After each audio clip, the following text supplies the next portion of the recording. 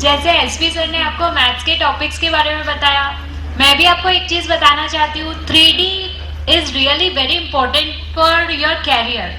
Here 3D not means maths topic. Here 3D means dedication, direction and devotion. अगर आपकी life में सही direction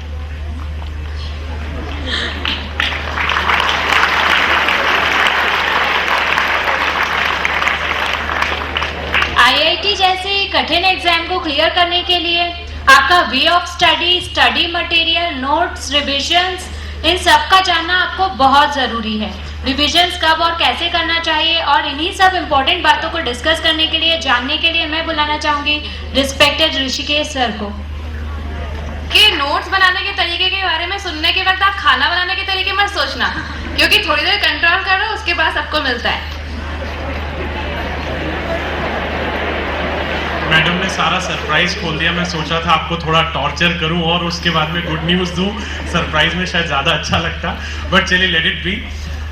अभी तक आप लोगों ने 2 फेज ऑफ अवर वर्कशॉप को डील किया। पहला जो फेज था वो था जेई का पेपर पैटर्न कैसा होता है, जेई का करियर प्रोस्पेक्ट्स आगे क्या होते हैं, how an IITian is different than the other race, I can say. और सेकेंड जो फेज था वो था 2008 का पेपर एनालिसिस और कुछ जनरल कंक्लूजन ड्रॉ करना उसमें से कि हमारा पढ़ने का तरीका कैसा हो, तीनों सब्जेक्ट्स में हम किन पोर्शंस पे स्ट्रेस दें, किन को किस तरीके से पढ़ा जाए, ये सारी बातें आपको बताई गई। अब थर्ड फेज की तरफ हम एंटर कर रहे हैं। This is regarding how to study, what to study, हमारा क्या तरीका हो, हम किस चीज पर बिलीव करें, किस तरीके से ग्रेजुअली अपने आप को, अगर हमारे अंदर वो कैपेबिलिटी है, हमारे अंदर वो डेडिकेशन, डिवोशन, डिटर्मिनेशन है, तो हम किस तरीके से AIR 1 तक पहुंच सकते हैं। वो सारी बातें अब मैं आपको बताने के लिए यहाँ पर आया हूँ। सबसे पहली चीज ये बोलना चाहूंगा, स्टडी मटेरियल जो आपको यहाँ से प्रोवाइड किया जाता GT से, उसमें शीट्स होती हैं, आप लेक्चर्स अटेंड करते हैं उससे रिलेटेड आपको शीट्स दी जाती हैं। चैप्टर के कंप्लीशन होने के आसपास आपको कुछ मिसलेनियस शीट्स मिलती हैं, क्वेश्चन बैंक्स मिलते हैं। After the completion of the chapter और and sometimes during the chapter आपको पैकेजेस मिलते हैं। इन सारी चीजों को किस तरीके से करना, ये क्या रोल प्ले करेंगी, वो सारी बातें बताना चाहूंगा। सबसे पहले why not to read each and everything over here, then I will explain them all. First of all, आपके जो क्लास नोट्स हैं, मैं अभी आगे आपको क्लास नोट्स बताने के लिए इधर पर फिर से कुछ बोलूंगा। क्लास नोट्स और अगर GT के लेक्चर्स आपने प्रॉपर्ली अटेंड करे, इन अ वे आई वांट टू से, if a student is 100% attendant in all the classes, उसी के साथ साथ आपने प्रॉपर्ली नोट्स बनाए हैं, तो आप स्कूल लेवल की एग्जामिनेशन तो आराम से पार कर चुके हो। स्कूल लेवल में, स्कूल में जो भी आपकी 11th क्लास की एग्जाम है, 12th क्लास की बोर्ड एग्जाम है, उसमें आप आराम से मोर देन 85% मार्क्स लाएंगे। Conditions again apply.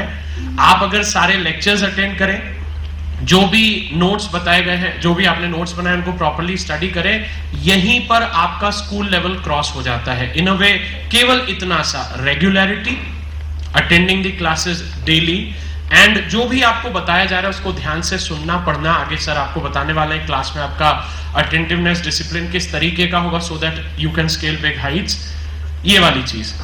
दूसरी बात, स्टडी मटेरियल जो आपको मिलता है यहाँ पर, वो पूरी तरह से वेल रिसर्च्ड है। हम लोग ये जिस तरीके की आपने एनालिसिस देखी है, इस पूरी चीज के ऊपर हम साल भर लगे रहते हैं, क्या पैटर्न है, किस तरीके के ट्रेंड चेंज हो रहे हैं, और उस हिसाब से यहाँ पर जो वेल रिसर्च्ड मटेरियल मिलता है आपको, उसमें सब प्रकार के क्वेश्चन होते हैं, हर तरीके की चीजें होती हैं, और उसको हमेशा AIR 1 को एम करते हुए बनाया गया है।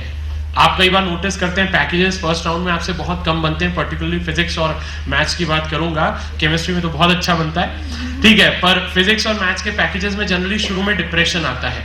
कारण केवल ये है, एक तो सर ने, सिद्धार्थ सर ने भी बोला, मैं भी आपसे बोलना चाहूंगा, फिजिक्स और मैथ्स में पर्टिकुलरली हाइब्रिड प्रॉब्लम्स 11 से ही स्टार्ट हो जाते हैं। आप किसी भी क्वेश्चन को एक कैटेगरी में बहुत कम बार ऐसा होता है कि आप उसको डिफाइन कर सकते हो, तो उसी हिसाब से यहाँ पर जो मटेरियल है वो रैंक 1 के हिसाब से बनाया हुआ है, तो इसलिए वो डिफिकल्ट भी होगा, और शुरू में जब आप करेंगे तो हल्का सा आपको डाउन फील होगा। मैं इस चीज को आगे इलैबोरेट करता हूं, पहले सारे पॉइंट्स पढ़ लें।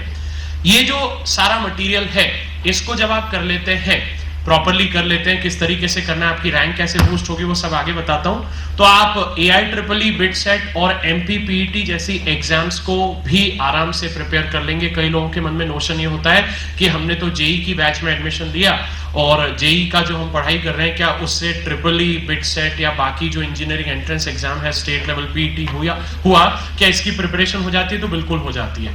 पूरी तरीके से आप उसको स्केल कर लेते हैं।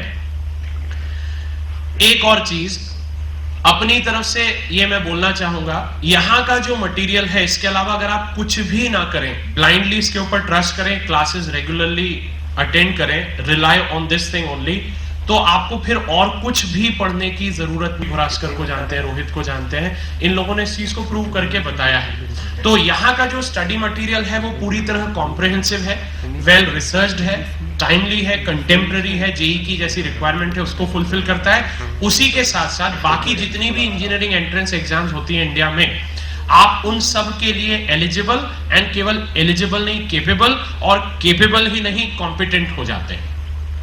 आप उसमें बेटर रैंक्स की तरफ आराम से पहुंच जाते हैं। सेकेंड स्लाइड से मैं इस चीज को और क्लियर करना चाहूंगा, please move it on. Study material जो आपको मिलता है, मैंने अभी आपको बताया, शीट्स हैं, आपके पैकेजेस हैं, इनको आप करते जाएंगे तो किस तरीके से आपकी रैंक बूस्ट होती है, क्या आपका तरीका होगा। अपन एक एग्जांपल लेते हैं, मैं फिजिक्स के कोई जनरल चैप्टर की बात करता हूं, से ETY का मैं एग्जांपल लूंगा जिससे सबके लिए एक यूनिफॉर्मिटी आ जाए, से लॉज ऑफ मोशन। हमने ये चैप्टर इनिशिएट किया, आपने डे 1 इनर्शिया के बारे में पढ़ा, मोमेंटम के बारे में पढ़ा, लॉज ऑफ मोशन, तीनों लॉज आपको बताए गए, गैलीलियो का एक्सपेरिमेंट बताया गया, आपने उस पूरे व्यू पॉइंट को समझा जाना। सेकेंड लेक्चर में आपने फोर्स के बारे में थोड़ा और क्वांटिटेटिवली समझा, इक्वेशन लिखना सीखा, कुछ प्रॉब्लम की इक्विलिब्रियम के बारे में समझा, यहां तक हुआ। इस लेवल पर जनरली आपको टीचर कुछ गाइडलाइंस देंगे, आपको कुछ स्टडी मटेरियल दिया जाएगा, मे बी शीट या फिर जो भी रिकमेंडेड बुक है उसमें से, या फिर पैकेज में से आपको कुछ पोर्शन करने के लिए कहा जाएगा, आप उसको करके आएंगे। इस तरीके से हमने इस चैप्टर में एंट्री ली। अगर आप क्लास में अटेंटिव हैं, पूरी तरीके से नोट्स प्रॉपर बना रहे हैं, पूरी चीज को अच्छे से समझ रहे हैं, तो यहीं पर आप स्कूल के लेवल की सारी तैयारी आपकी हो चुकी। आपको घर जाकर कभी भी इसको सेग्रीगेट करके पढ़ना नहीं है। ETY में कई बच्चे सोचते हैं कि ये मैंने जेई की पढ़ाई कर ली, अब चलो स्कूल के लेवल की पढ़ाई करता हूं। भाई तीनों सब्जेक्ट आपके यही हैं, आपको इन्हीं को पढ़ना है, और यहां पर जो पढ़ाया गया उसी को आप घर पर जब रिव्यू कर रहे हैं, यहां पर क्लास में प्रॉपर्ली अटेंटिव होकर आपने उन सारी चीजों को सुन लिया, तो आपने स्कूल लेवल तो क्रॉस कर लिया। यहां पर आप देख रहे होंगे 20% अगर आप मटेरियल कंप्लीट कर लेते तब तक कोई अचीवमेंट नहीं लिखा है। ये जो टेबल, ये जो ग्राफ है, इसमें y एक्सिस पर what you achieve and how much study material you do, ये किस तरीके से बढ़ता है, ये किस तरीके से आपके ड्रीम AIR 1 तक आपको पहुंचा सकता है, इवन ओलंपियाड इंटरनेशनल को क्लियर करवा सकता है। ये मैं पूरी चीज आपको एक्सप्लेन करना चाहता हूं। तो इसमें आप देखें 20 तक कुछ भी आपके अचीवमेंट्स नहीं है। यहां पर मैं ये बोलूंगा कि एक बच्चा अगर 20% से भी कम पोर्शन कर पा रहा है तो इसके केवल 2 कारण हैं, वो क्लास में अटेंटिव नहीं है, फिजिकली या मेंटली। आप आए नहीं, एब्सेंट हो जाए, या आने के बाद आपका ध्यान कहीं और है, आप क्लास में पूरी तरह अलर्ट नहीं है, ठीक है, आप आंखें बंद करके लेक्चर सुनते हैं। कई बार मैंने नोटिस किया है स्कूल में आप लोग काफी थक जाते हैं, but then to be you need to be very alert in the class. अगर आप इस तरीके की अलर्टनेस को नहीं रखेंगे, प्रॉपर्ली अटेंटिव नहीं होंगे, क्लास में जो डेकोरम होना चाहिए, डिसिप्लिन होना चाहिए, जो तरीका होना चाहिए, उसको फॉलो नहीं करेंगे, वो बच्चे ऐसे होंगे जो इस 20% की कैटेगरी में आएंगे। उनको जब शीट्स दी जाएंगी तो उस मटेरियल को प्रॉपर्ली नहीं कर पाएंगे, जो उनको क्वेश्चंस दिए जाएंगे वो नहीं कर पाएंगे। टीचर जब भी आपको कोई मटेरियल देता है तो वो उस दिन तक जो पढ़ाया गया है उसके आधार पर दिया जाएगा। हाँ, आपकी क्रिएटिविटी को जानने के लिए, क्योंकि आप जान चुके हैं जेई में 35% वेटेज आपकी सेल्फ क्रिएटिविटी का है। आपने देखा होगा शुरू में संदीप सर ने बताया था, comprehension, reading skills, the way to understand yourself. खुद पढ़िए, खुद जानिए, खुद समझिए। और इसीलिए जब भी आपको कोई स्टडी मटेरियल दिया जाएगा, in most of the cases आप उसको 100% नहीं कर पाएंगे, कुछ ना कुछ उसमें छोड़ा जाएगा कि आपकी क्रिएटिविटी डेवलप हो, आप कुछ जूझना सीखें, एक नई सिचुएशन को समझना सीखें, बीच में जो ब्रिज बनाना है, कॉन्सेप्ट आपने पढ़ा और अब एक नई सिचुएशन, इसके बीच में ब्रिज बनाना आपको खुद आने लगे।